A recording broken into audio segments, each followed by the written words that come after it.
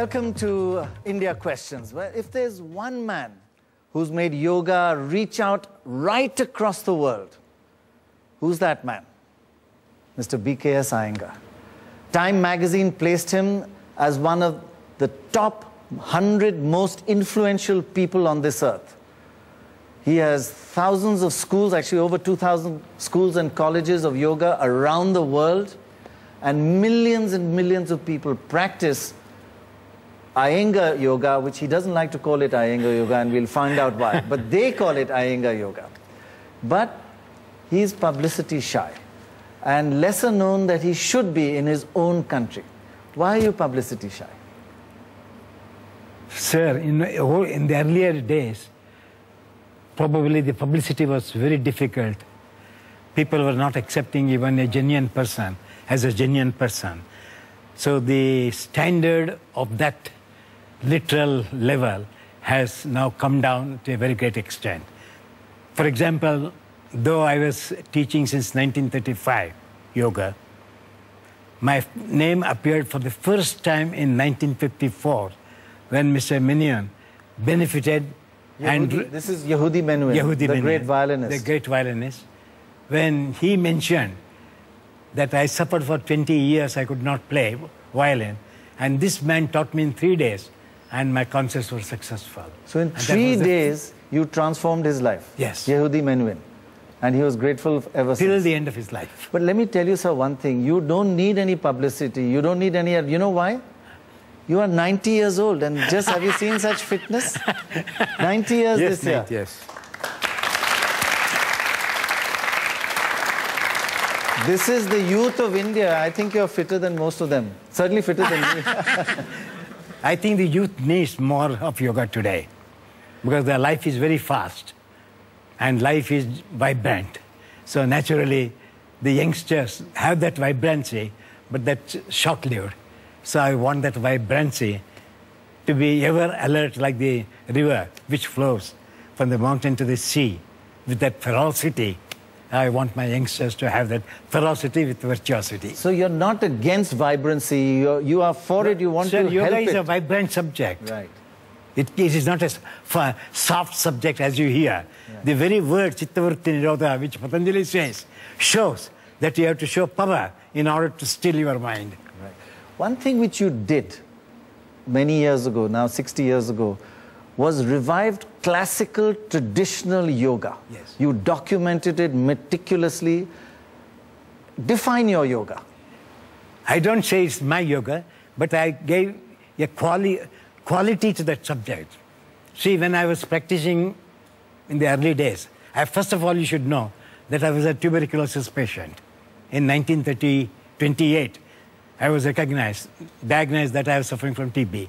I thought the doctor said he may live for 4 or 5 years, but still I'm surviving. So that I give credit to yoga. Yeah, what happened was... Malaria also, typhoid also? Yeah, typhoid, malaria, influenza. So one after the other. Then I took to yoga just to gain health.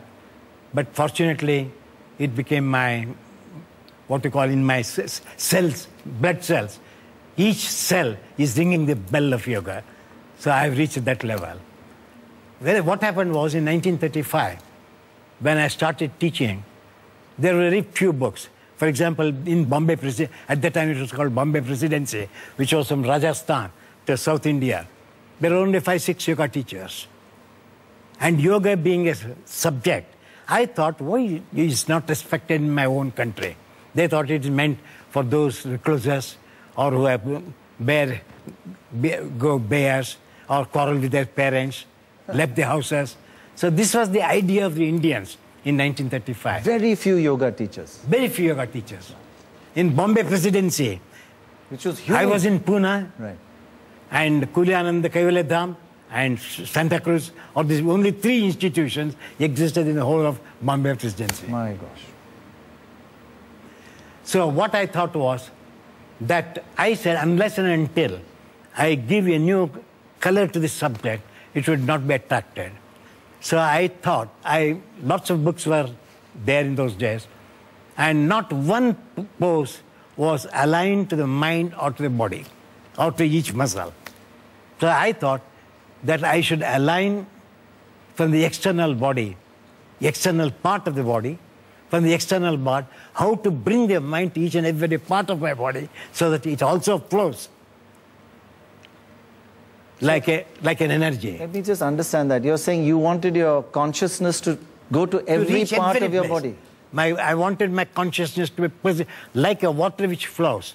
I thought in my body, the energy has to flow from the bottom of the feet, even in the arch, or even the arch of the big toes.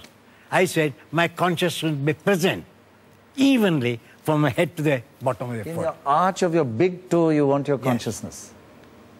Amazing. Many people may not be knowing that they've got 2 arches in their feet. No idea. I had no idea. So I said that I have to bring this alignment. So this word, I got it from Gita. Samankaya shira ugrivan dharayan achalam sira.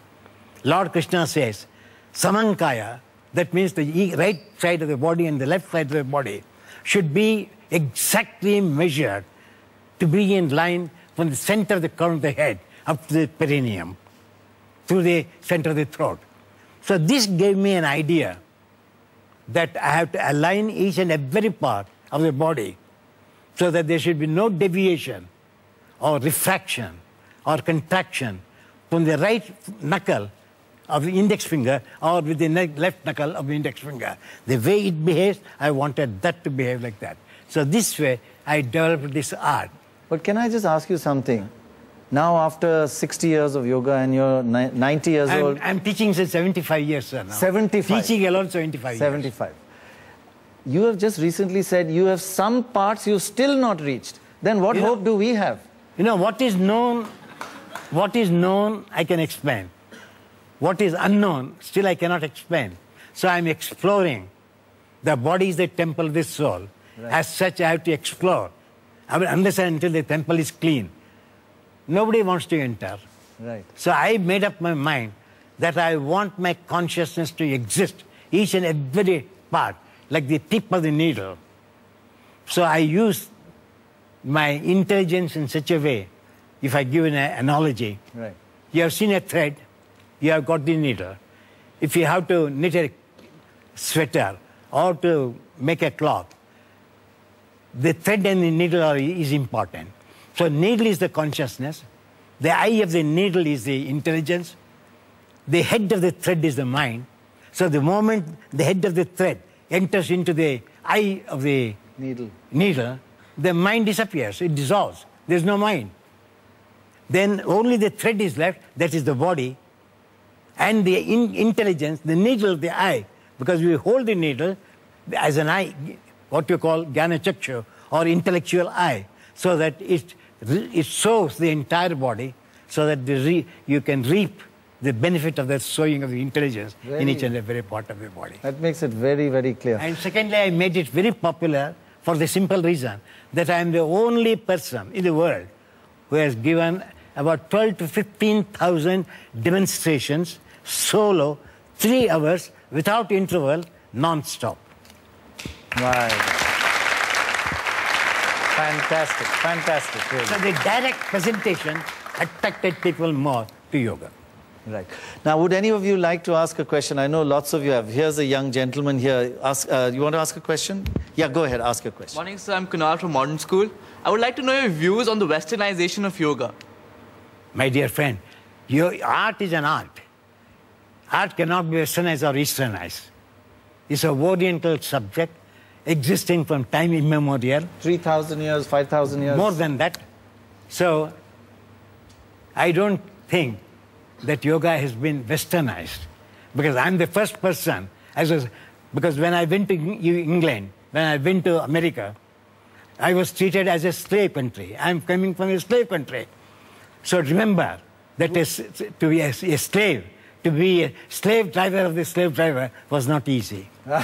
Great. When you went to England and America, yes, they treated you at that time yes, as you came? It was 1952. So I'm saying... So there was discrimination? There was discrimination. I was not allowed to stay in a hotel, Delaware Hotel, in King's Garden. Kensington. Kensington Garden. Right. And even in America, because I was a color man, I was not allowed to go first because I was very walking fast. They told me, please, stand out. Black people should go out at the end. Let the white people go. So that was the situation. And now the whites are following you. Following, by the grace of God. So there is no, art has no color, art has no bar, has no gender, no color, no caste. Nothing is westernized. Western people have taken it. So because they have taken yoga as their own subject, you should not call it as westernized yoga, but westerners have taken yoga more think some of than these Indians. youngsters, you know, they're into instant coffee, instant karma, instant yoga. My dear friend, no chance to become an instant yogi. You have to sweat not only from the physical body, but you have to sweat intellectually. Right. Intellectual sweat is needed in order to master a subject. Right, that is no shortcuts here. Right. How about this young gentleman here? I'm Rajat Parashar, and what I want to ask you is, in today's world, when students have so much of stress, so it is known that yoga needs concentration. How do the students inculcate that concentration amongst the stress of the studies and the peer pressure, etc.? Yoga is a subject to go towards concentration. Yoga does not bring concentration. As you study with concentration, you have to study this subject also with the same concentration. Only the difference that distress factor comes in yoga is that here the nerves are completely cleansed and you can take any load if you are a good practitioner of yoga. If you are not a good practitioner of yoga, remember that the disease is waiting outside the skin to enter in at any moment. But one point he has, which I think a lot of these youngsters face, is stress. Can it help you with stress? There is a physical stress, there is a mental stress, there is an intellectual stress, right. There is a conscientious stress. Right. Wouldn't yoga and the concentration involved in yoga affect the student in his personal life, example studies, coping up with stress? Will it help him? I mean, can yoga help you handle stress and concentration? That's what I'm telling you. Because it takes off the strain from the nerves. There's no contraction. So the supply of blood is tremendously increases everywhere. Right. So oxygenated body, oxygenated brain. How can find its fatigue? If you ask me, I practice 5 hours yoga even today.